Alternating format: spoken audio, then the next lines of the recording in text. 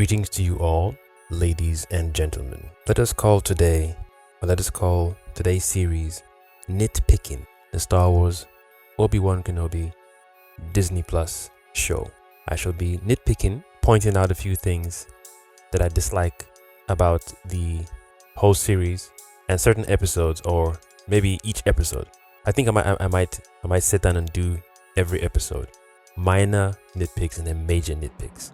I think it's safer to call it nitpicking because other people might see it and say, "Oh yeah, I wouldn't call that a major issue. That's nitpicking. What you're doing is nitpicking. You're just whining, innit? Just being a little crybaby, aren't you? How about you write a show? How about you do better, eh? How about you do better?" Oh, by the way, I'm your one and only host, the Cosmic Jedi. This episode or this series will contain spoilers for the Star Wars Obi-Wan Kenobi series on the Disney Plus. I shall begin with episode 1. We are in the halfway mark of the episode, and this is the character Reva. She and the other Inquisitors or Grand whatever are doing investigations in this town. I'm not a Star Wars Omega Super Ultra deep fan.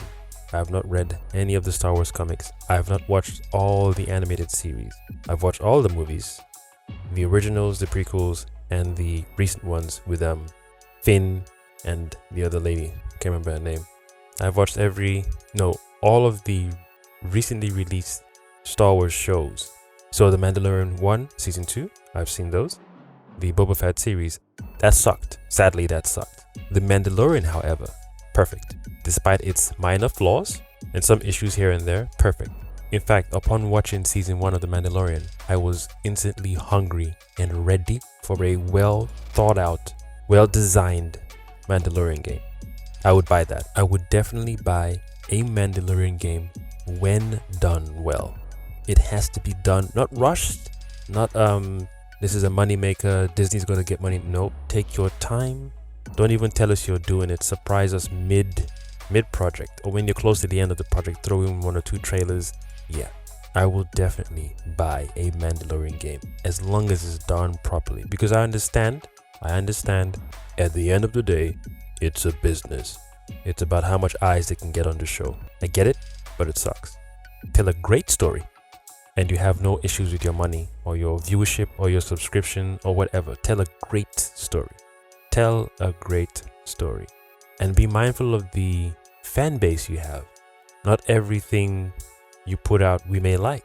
And there's certain things that if you advertise and say, "We're thinking of doing this show with so and so characters in the Star Wars universe," like a little survey, or just you want to hear the online chatter. I am amongst one of the many people who didn't thirst for or lust for an Obi-Wan Kenobi series. I didn't even know I needed a Mandalorian series till I saw it, because it was done well. It was done well.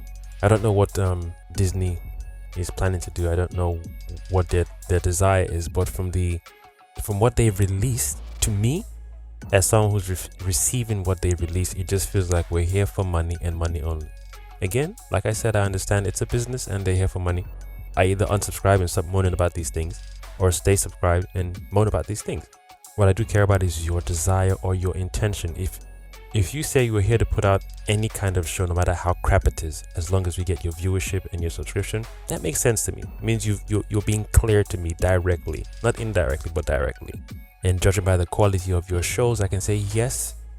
Not only did you release a direct statement saying we're not really going to be putting much effort into great storytelling or good storytelling or competent storytelling and compelling storytelling. We're just here for your viewership and your membership and support. I feel like, yeah, that's a very open statement. So from here on end, even all this talk about there might be a season 2 of Obi-Wan Kenobi, I'll probably watch it. I'm not looking forward to it. I don't care about it, but I'll probably watch it so I can sit down and make content like this. Now the intro has gone on far too long. Let us begin, because I can talk for a long time, so do bear with me. There's a Jedi hiding on this planet. We need to know where he is. You have no rights here. Finish her! God damn! The way this character has been displayed on screen is so annoying, confusing, frustrating, and irritating. I don't buy her motivations. And I don't care, especially because I finished the series.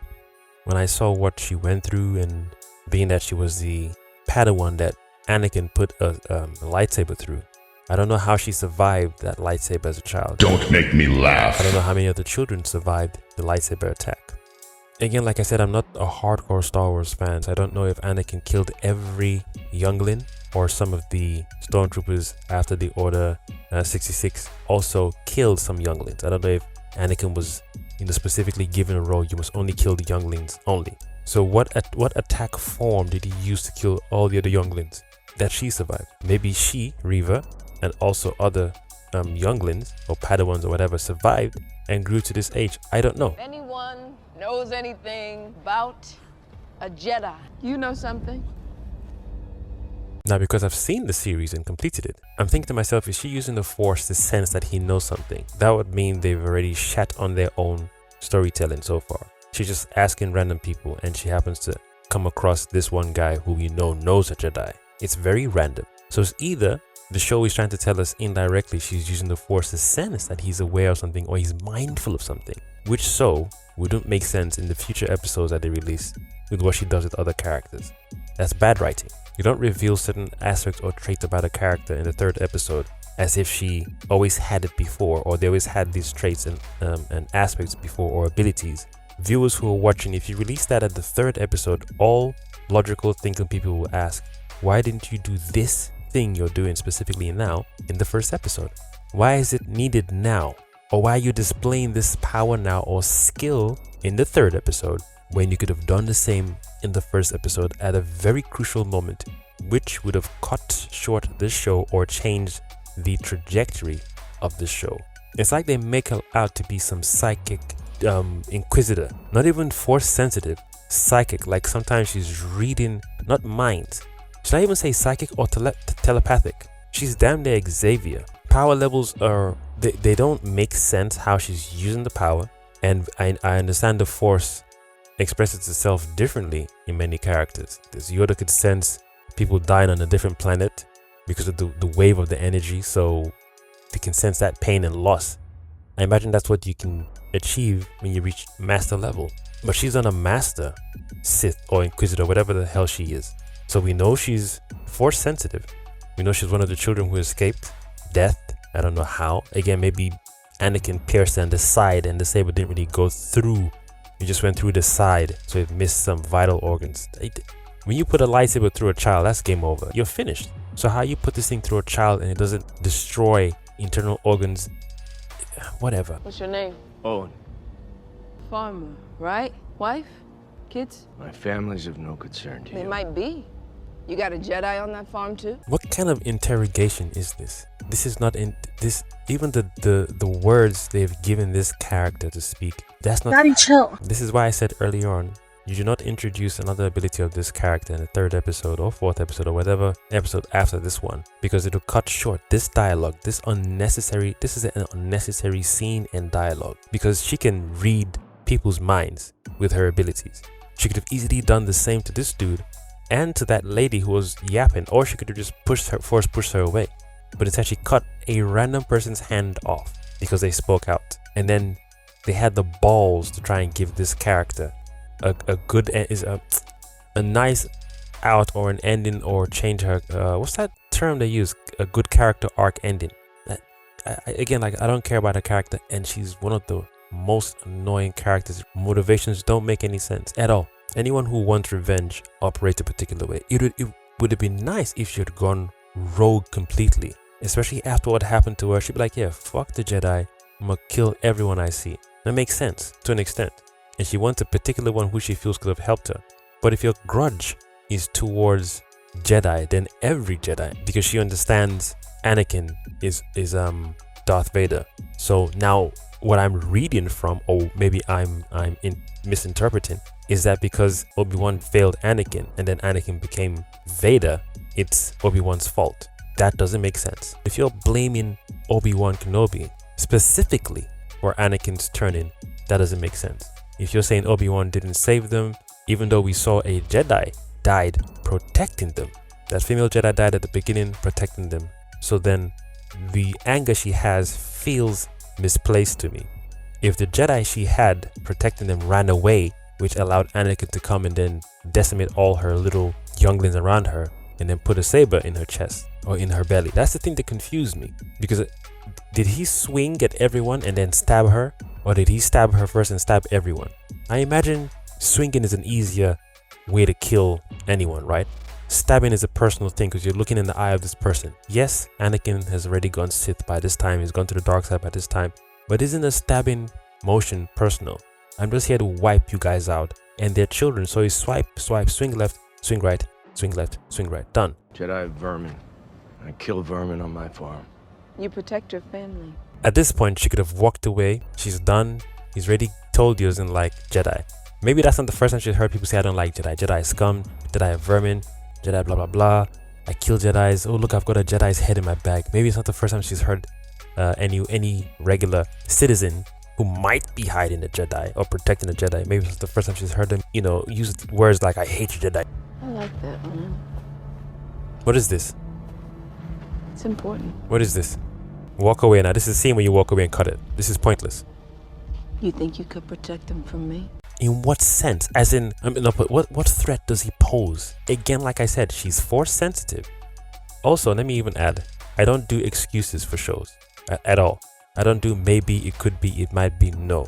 If there's a scene where something is burning or a house is burning, I wouldn't say maybe it's an elephant who transformed into a house that's on fire. I don't do that maybe bullshit. That's stupid to me. If you as a show have a message or you're telling a story and we, the viewers, are left doing maybe, it could be, it might be, I think, especially after I finish the series, watching this episode again doesn't make sense. This scene doesn't make sense. So they just go around cutting people's arms off because they can't find the Jedis themselves.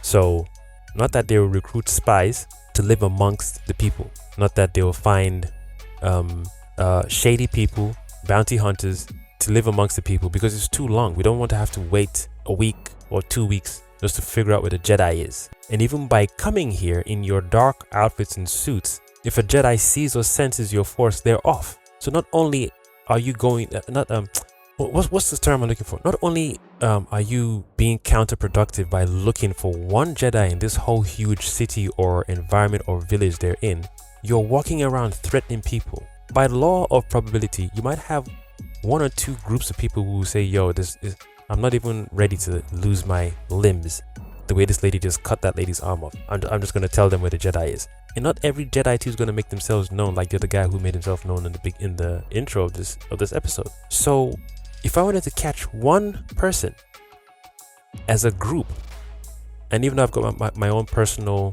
tiff with this Jedi clan, I'm in a team or in a pack of inquisitors, have them do the things behind closed doors, then have me be the one who dresses regular, and then assimilate yourself in the group of people, and you just pay attention.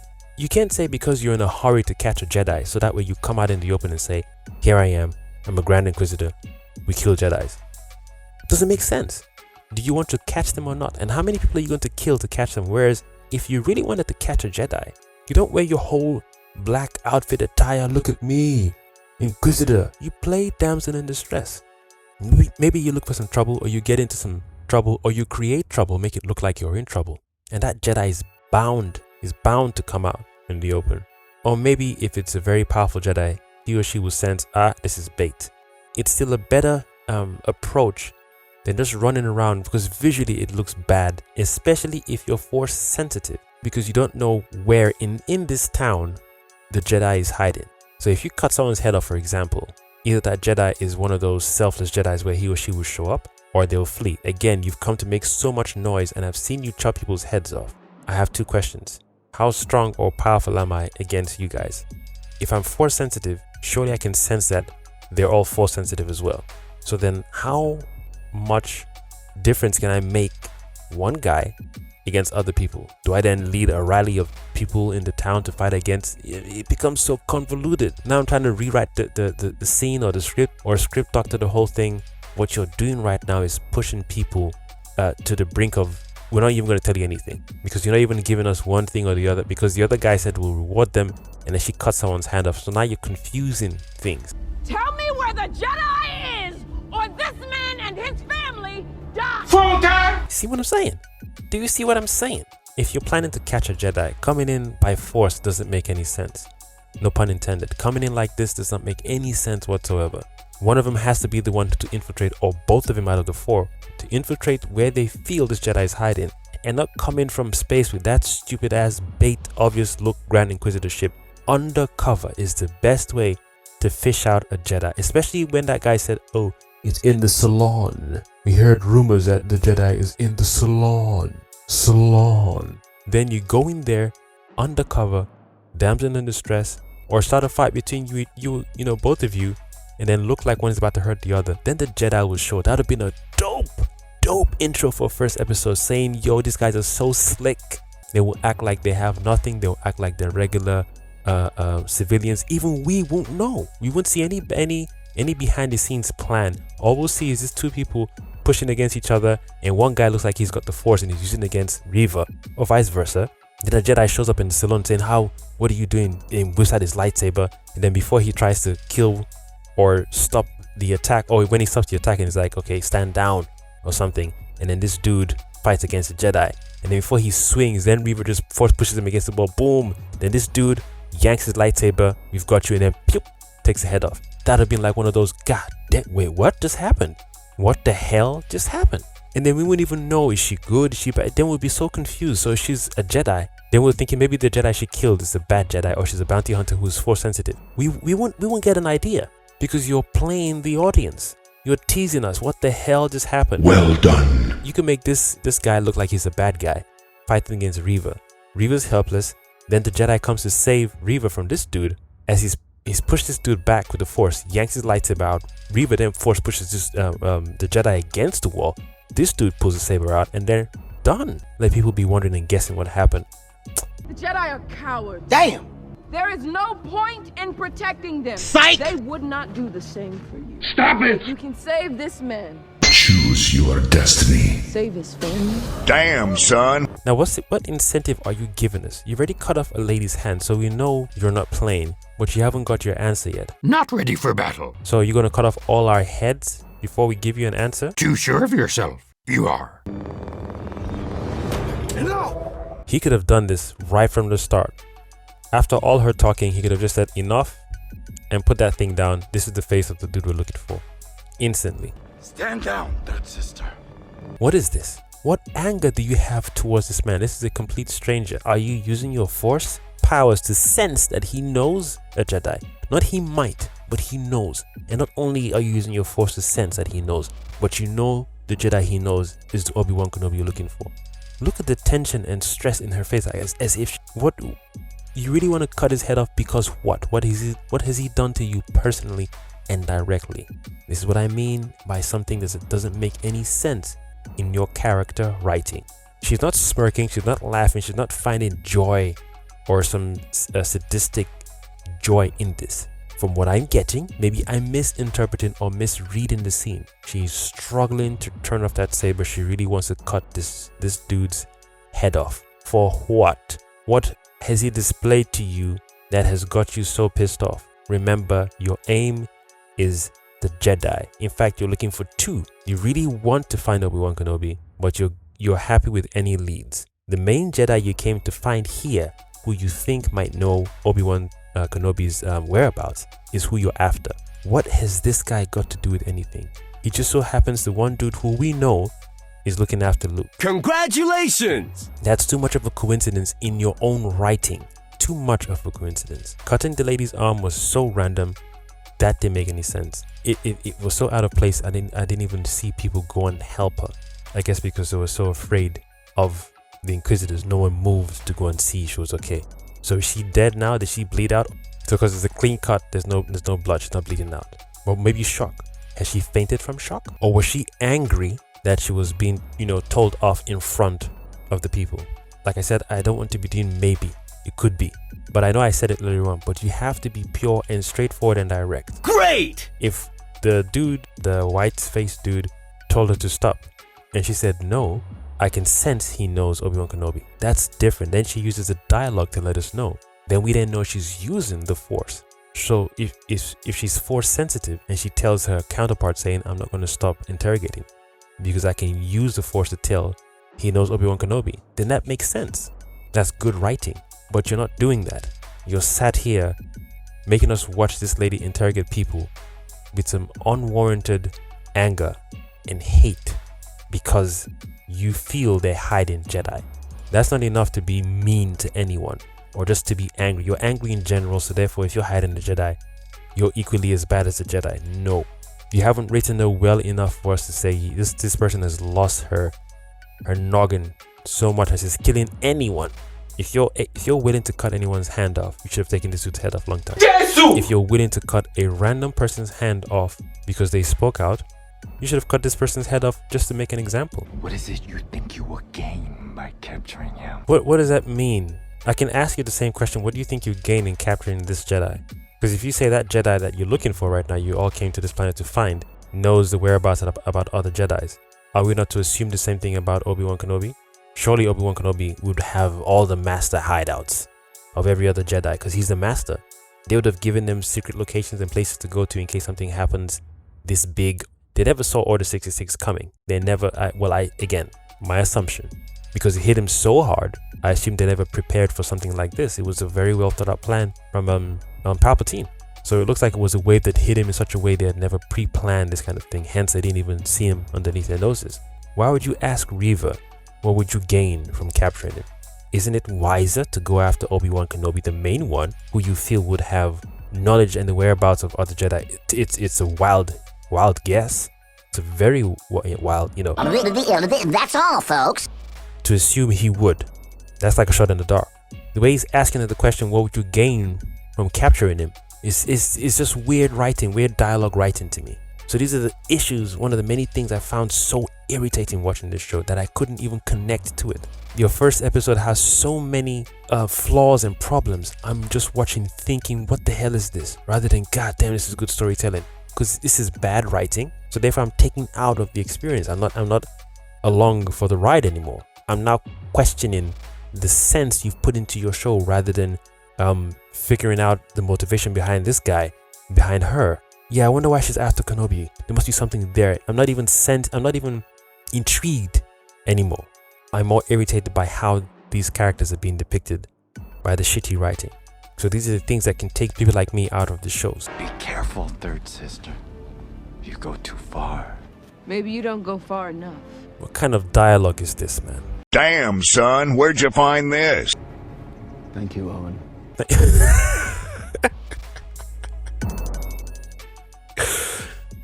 Surely they can hear him say thank you. So it's like, oh, so you're the Jedi. You know, someone just lost an arm. And again, has he run to the lady who lost the arm? Has he gone to tend to her wounds? It's just weird things to put on screen. I'd have preferred if people scrambled towards that lady. I'd have preferred if you ran towards her quick, and Owen. And then it's there you look at each other or you whisper to each other, thank you, Owen, quietly, not so close, in such close proximity to other people.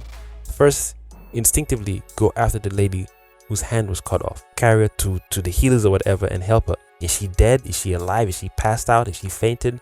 No mention of her, nothing. It gives a nice organic feel to it because you're showing that he's still a Jedi and he still cares about these people. So he's going to make sure to check that she's okay, and Owen is followed. So even though Owen is not too keen on him anymore, there's still that humanity in them to say, yo, somebody's hand just got cut off right now. Let's see if she's okay and take her to the healer. Done. Then you cut the scene. You have just two grown dudes looking at the space and saying thank you while they watch the spaceship fly away. It's just tacky to me, man. Just real tacky.